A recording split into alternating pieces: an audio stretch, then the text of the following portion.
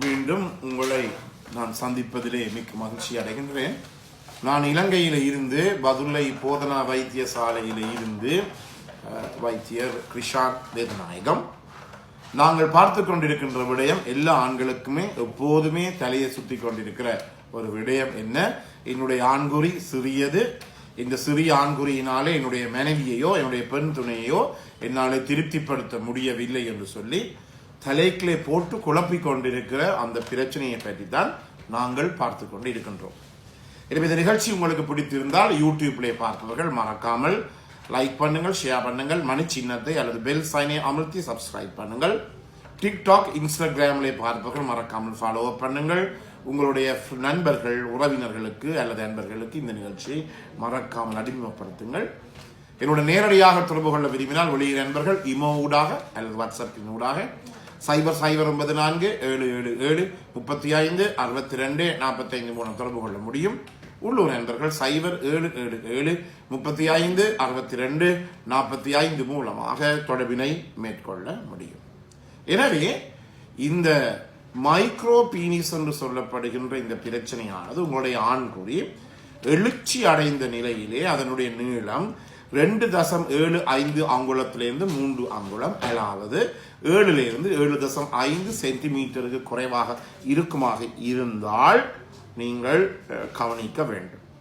அதே நேரத்திலே இதற்குரிய காரணங்கள் பலவற்றை பற்றி நான் பார்த்து கொண்டிருந்தேன். இன்னும் ஒரு முக்கியமான ஒரு காரணம் என்னவென்றால், எங்களுடைய மூளையினுள்ளே ஏதாவது கட்டிகள் இருக்குமாக இருந்தால் அதை நாங்கள் கபச்சுரப்பி என்று சொல்லுவோம், இந்த பிட்யூட்டரி கிளாண்ட் என்று சொல்லுவோம். இந்த கபச்சுரப்பியில இருந்துதான் எங்களுடைய விதைக்கு சிக்னல்கள் அல்லது அதற்குரிய சிக்னல் வருகிறது, அதற்குரிய அனுமதி வருகிறது. என்னவென்றால் இந்த எங்களுடைய விதையிலே இருந்து, விதை பையிலே இருந்து இந்த டெஸ்டோஸ்டெரோன் எனப்படுகிற ஹோமோனை சுரப்பதற்காக, அதாவது LH, FH போன்ற FSH போன்ற ஹோமோன்கள் எங்களுடைய கபச்சுரப்பி அல்லது பிட்யூட்டரி கிளாண்ட் என்று வந்து அந்த சிக்னலின் மூலமாகத்தான் இந்த டெஸ்டோஸ்டெரோன் எனப்படுகிற ஹோமோனானது எங்களுடைய விதைகளிலே உருவாகிறது. எனவே ஏதோ ஒரு காரணத்தின் காரணமாக இந்த மூளையிலே இருந்து, அதாவது இந்த கபச்சுரப்பியிலிருந்து வருகின்ற இந்த FSH, LH ஹோமோன்கள் குறைவாக இருக்குமாக இருந்தால் அந்த இடத்திலே, அல்லது கொனோட்ரோபின்ஸ் என்று சொல்லுவோம், அந்த இடத்திலே இந்த டெஸ்டோஸ்டெரோன் ஆனது தனக்குரிய, அதாவது டெஸ்டோஸ்டெரோன் ஆனது விதையிலிருந்து சுரக்கப்படாது. எனவே எங்களுடைய மூளையினுள்ளே ஏன் அந்த ஹோமோன் சுரக்கப்படவில்லை என்றால், இந்த கபச்சுரப்பி அல்லது மூளையில இருக்கின்ற பிட்யூட்டரி கிளாண்ட்ல ஏதாவது கட்டிகள் ஏற்பட்டு அந்த கட்டிகள் காரணமாக இந்த கொனோட்ரோபின்ஸ் எனப்படுகின்ற இந்த டெஸ்டோஸ்டெரோன் ஹோமோனை தூண்டுகின்ற ஹோமோன்கள் பாதிக்கப்படுமாக இருந்தால் இந்த இடத்திலே டெஸ்டோஸ்டெரோன் குறைந்து அவர் பிறக்கின்ற போது கூட சின்ன ஒரு ஆண்குறியாகத்தான் அவர் பிறப்பார். எனவேதான் மூளையினுள்ளே கட்டி இருந்தாலும் கூட இதை நீங்கள் கட்டாயமாக கவனித்துக் கொள்ள வேண்டும். கட்டி இருந்தால் கூட என்ன நடைபெறும் என்றால் இந்த பிரச்சனை ஏற்படும். மூளையில கட்டி இருந்த என்ன நடக்கும்? ஆள் இறக்கு போவன். நாங்கள் சரியான தருணத்திலே அதை கண்டுபிடிக்காவிட்டால் ஆள் இறந்துவிடும். அண்மையிலே கூட ஒருவர் என்னை வந்து சந்தித்தால் அவருடைய ஆண்குறி சிறிது. பிறகு நான் பார்க்கின்ற போது அவருடைய விதைப்பை கூட நல்லா சுருங்கி இருந்தது. விதைப்பையிலே தொட்டு பார்த்தால் விதைப்பையிலே விதைகள் இல்லை. இது 2வது 3வது நோயாளியை நான் இந்த வருடத்துக்குள்ளே பார்த்திருக்கிறேன். விதை பையனுள்ளே விதைகள் இல்லை என்றால் எப்படி இருக்கு? ஆண்குறி சின்னதாக இருக்கு. நான் முதல்ல சொன்னேன், இந்த போர்ன் ஃபிலிம்ஸ் அல்லது இந்த செக்ஸ் படங்களை பார்க்காத ஒருவரையுமே இன்றைக்கு நாங்கள் காண முடியாது. எனவே அப்படிப்பட்ட படங்களை பார்க்கின்ற போது ஒரு நன்மை ஏற்படும். என்னவென்றால் அந்த படங்களிலே வருகின்ற அந்த ஆண்களின் ஆண்குறியை பார்த்தாவது என்னுடைய ஆண்குறி ஏன் இவ்வளவு சின்னனாக இருக்கின்றது என்று சொல்லி எங்களால் யோசிக்கக்கூடியதாக இருக்கு. எனவே 3 அங்குலத்துக்கு குறைவாக 3 இன்ச் என்று சொல்லுவோம், அல்லது 7.5 சென்டிமீட்டருக்கு குறைவாக ஆண்குறி இருக்குமாக இருந்தால் அந்த இடத்திலே நாங்கள் பலதரப்பட்ட விடயங்களை நாங்கள் யோசிக்க வேண்டும். அதே நேரத்திலே இன்னும் ஒரு பிரச்சனை இருக்கிறது. என்னவென்றால் இந்த எங்களுடைய ஹோமோன்கள் எல்லாம், தூண்டுகின்ற ஹோமோன்கள் எல்லாம் மூளையில இருந்து அல்லது கபச்சுரப்பியில இருந்து பிட்யூட்டரி கிளாண்ட் என்று வருகிறது. ஆனால் அந்த ஹோமோனுக்கு ரெஸ்பாண்ட் பண்ற, அந்த ஹோமோனுக்கு பதிலளிக்கின்ற இந்த டெஸ்டோஸ்டெரோன்ல பிரச்சனை ஏற்படும்.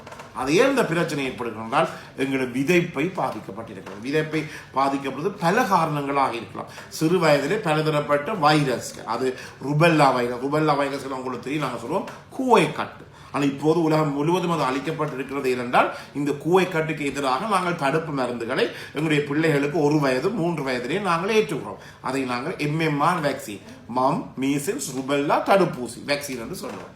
இப்போது மிகவும் குறையும், ஆனால் பண்டைய காலங்கள் அப்படியே இல்லை.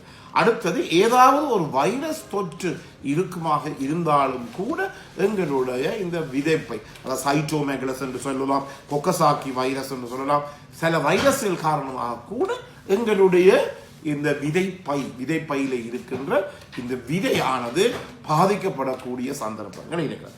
இந்த விதை நாங்கள் கவனித்துக் கொள்ள முடியும். என்னுடைய நேரத்தில் அது கூட வரணும். எனவே ஒவ்வொரு ஆணும் தன்னுடைய ஆண்குறி நீளத்தை பாருங்கள்.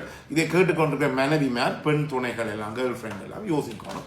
உங்களுடைய ஹஸ்பண்ட், உங்களுடைய கணவருக்கோ அல்லது பெண் ஆண் துணைக்கோ கட்டாயமாக குறிப்பிட்டளவு நீளமான ஒரு ஆண்குறி இருக்க வேண்டும்.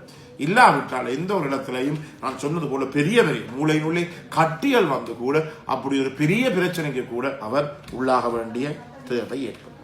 எனவே இதை நீங்கள் கவனித்துக் கொள்ளவும் என்றபடியினாலே நான் மீண்டும் சொல்ல விரும்புகிறேன், நாங்கள் இந்த வாழ்க்கை என்பது வாழ்வதற்கு ஒரு தரம் தான் எங்களுக்கு சான்ஸ் கொடுக்கப்படுகிறது. எனவே இந்த வாழுகின்ற ஒரு தடவை only one chance, ஒரு தடவை தான் எங்களுக்கு கொடுக்கப்படும். இந்த வாழ்வை நாங்கள் எவ்வாறு வாழ வேண்டும், ஒழுங்காக அமைதியாக. நான் திருமணம் முடித்த கணவனாக இருக்கலாம், மனைவியாக இருக்கலாம், அல்லது நான் தொடர்பு கொள்ளும் ஆண் துணையாக இருக்கலாம், பெண் துணையாக இருக்கலாம், அவரை 100% திருப்திப்படுத்தி அவரை ஓகேசம் அல்லது உச்சக்கட்டம் அடைய பண்ணி அதன் மூலமாக எங்களுடைய குடும்ப வாழ்க்கையாக இருக்கலாம், வேறு வாழ்க்கையாக இருக்கலாம், அதை நாங்கள் இல்லற வாழ்க்கையாக இருக்கலாம், சந்தோஷமாக கொண்டு போவது என்பது மிகவும் முக்கியம். இன்னும் என்னுடன் தொடர்பு கொள்ளுகின்ற போது பிற அன்பர்கள், டாக்டர் உங்களோட போன்ல கதைக்க கூட எனக்கு வெக்கமாக இருக்கின்றது. இப்போ நான் சொன்னேன், போன்ல கதைக்கின்ற போது உங்களுடைய பேர் தெரியாது, உங்களுடைய ஊர் தெரியாது, உங்களுடைய போன் நம்பர் தெரிவில் மட்டும்தான் விழுகிறது. அதே நேரத்தில் உங்களுடைய முகம் கூட நீர் எங்க இருந்து பேசுவீர்கள் கதைக்கிறீர்கள் என்று கூட எனக்கு தெரியாது என்று சொல்லி நான் அப்படி ஒரு பதிலை அவருக்கு அளிப்பேன். எனவே தான் இப்ப பேசக்கூட வெட்கப்படுகிறால். இந்த காலத்தில் அப்படி இருக்கவே வேண்டாம். என்ன பிரச்சனை என்றாலும் வெட்கப்படாமல் என்னோட நீங்கள் என்ன நேரமும் நீங்கள் தொடர்பு கொள்ளலாம்.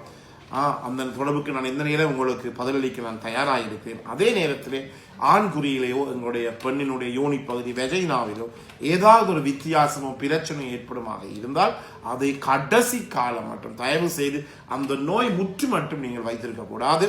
அவ்வாறு வைத்திருக்கின்ற போது அது பல பிரச்சனைகள் உண்டாக்கும். சில நேரங்களில் வைத்தியசாலையில் இருக்கின்ற இந்த செக்ஷுவலி டிரான்ஸ்மிட்டட் டிசீஸ் கிளினிக் என்று சொல்லுவோம், அல்லது பாலியல் நோய்களை பார்க்கின்ற சிகிச்சை நிலையங்களுக்கு கூட நீங்கள் போக வேண்டி இருக்கும். சில பேருக்கு, அதாவது பல பேருக்கு நேரடியாக என்னுடன் கதைக்க கூட வெக்கமாக இருப்பார்கள். எவ்வாறு அந்த பாலியல் தடுப்பு நோய் பிரிவுக்கு செல்ல முடியுமோ என்று எனக்கு தெரியாது. என்றபடியினாலே தான் எந்த நோய் இருந்தாலும் உங்களுடைய குடும்ப வைத்தியம் போய் கதைத்து அல்லது என்னுடன் கதைத்து அதற்குரிய தீர்வுகளை உங்களால் பெற்றுக்கொள்ள முடியும். எனவே இனியும் நீங்கள் ஆண்குறி சின்ன யோசிக்க வேண்டாம். அதற்குரிய சிகிச்சைகள் எல்லாம் இப்போது எல்லா மட்டத்திலையும் இருக்கின்றது.